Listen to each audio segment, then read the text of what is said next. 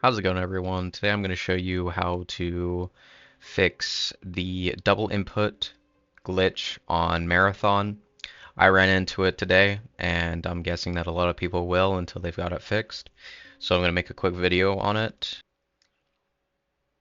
So after a lot of searching online and trying to find out what the problem was, the only solution that I could find was this. So you search up services, click on the first one, this will pop up, okay?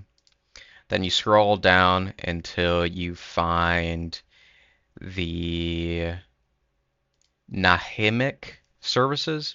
I don't know where this came from, honestly. I didn't know this was a thing on my computer.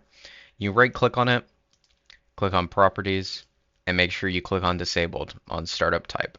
Click OK. Now, if the service is running, like this one, I'll demonstrate, you're going to have to click stop on it. So right click on this one, click stop. Now your game should be running perfectly fine, and have a great day.